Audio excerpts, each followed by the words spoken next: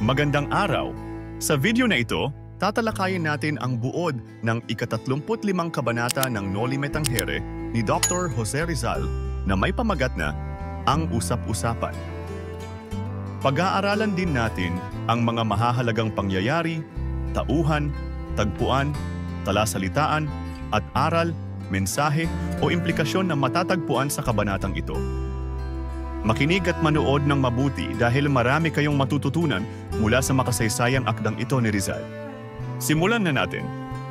Naging usap-usapan sa buong bayan ng San Diego ang mga pangyayari sa naganap na pananghalian, partikular ang alitan sa pagitan ni Ibarra at Padre Damaso. Maraming tao ang pumanig kay Padre Damaso at nagsabing sana ay nagtimpi na lang si Ibarra upang maiwasan ang gulo. Gayunpaman, naiintindihan ni Kapitan Martin ang galit ni Ibarra sapagkat mahirap magtimpi kung ang sariling ama ang nilalapastangan. Ayon kay Don Filipo, marahil ay umaasa si Ibarra na tutulungan siya ng taumbayan bilang pasasalamat sa kabutihang nagawa niya at ng kanyang ama. Ngunit ang kapitan ng bayan ay naniniwala na walang magagawa ang taumbayan dahil laging nasa katwiran ang mga pari. Dagdag pa ni Don Filipo, ang problema ay nasa kawalan ng pagkakaisa ng mga taumbayan, habang ang mga pari at mayayaman ay nagkakaisa. Ang mga matatandang babae sa bayan ay natakot na hindi panigan si Padre Damaso, baka raw sila mapunta sa impyerno.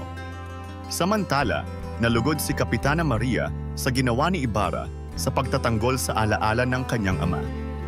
Naging malaking usapin din ang posibilidad na hindi na matuloy ang pagpapatayo ng paaralan, na naging sanhi ng pangamba ng mga magsasaka para sa kinabukasan ng kanilang mga anak. Lumaganap din ang tsismis na baka hindi na ituloy ang pagpapatayo ng simbahan dahil tinawag na pilibustero ni Padre Damaso si Ibarra, isang terminong hindi naintindihan ng mga magsasaka. Dumako naman tayo sa mga mahahalagang pangyayari sa kabanatang ito. Naging usap-usapan sa bayan ang alitan sa pagitan ni Ibarra at Padre Damaso sa naganap na pananghalian. Marami ang pumanig kay Padre Damaso, ngunit naunawaan ni Kapitan Martin ang galit ni Ibarra dahil sa paglapastangan sa alaala ng kanyang ama. Si Don Filipo ay naniniwalang umaasa si Ibarra ng suporta mula sa taumbayan, ngunit nakikita niya ang kawalan ng pagkakaisa bilang problema. Ang mga matatandang babae sa bayan ay natakot na hindi panigan si Padre Damaso dahil baka raw sila mapunta sa impyerno.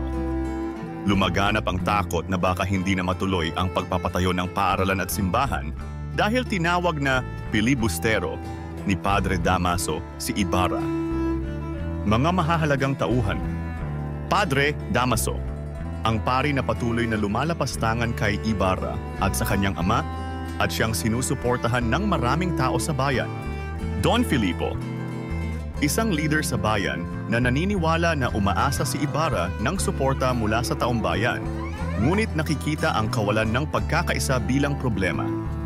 Ibarra, ang binatang nasangkot sa alitan kay Padre Damaso sa pananghalian, na naging sentro ng mga usap-usapan sa bayan. Kapitan Martin, isang kapitan na naunawaan ang ikinilos ni Ibarra at pinanigan siya dahil sa kanyang pagtatanggol sa alaala ng ama.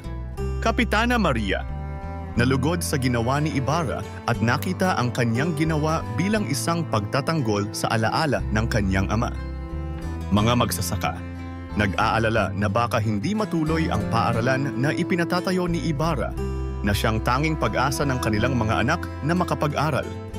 Dumako naman tayo sa tagpuan ng kabanata.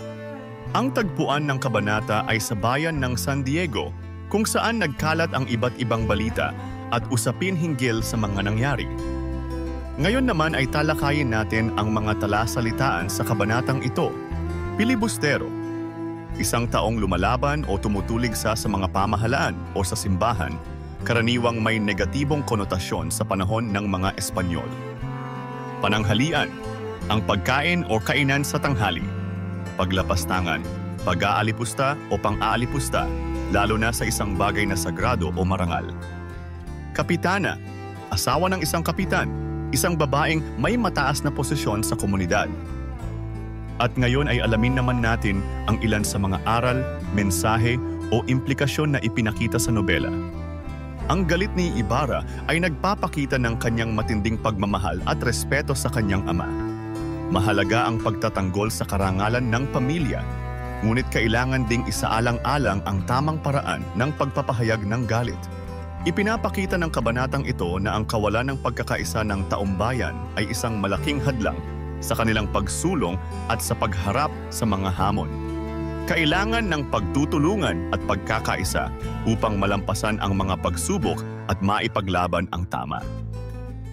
Ang takot ng mga tao na hindi pumanig kay Padre Damaso dahil sa pangambang mapunta sa impyerno ay nagpapakita ng malalim na impluwensya ng simbahan sa lipunan.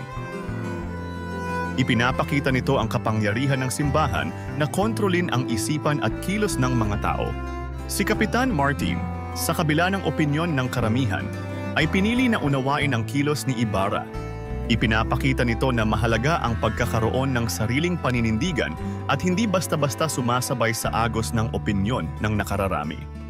Ang pangamba ng mga magsasaka na baka hindi matuloy ang paaralan ni Ibarra ay nagpapakita ng kahalagahan ng edukasyon bilang pag-asa ng bayan. Ang education ay tanging paraan upang maiangat ang kabuhayan at kalagayan ng mga mamamayan, kaya't mahalaga itong ipaglaban at suportahan.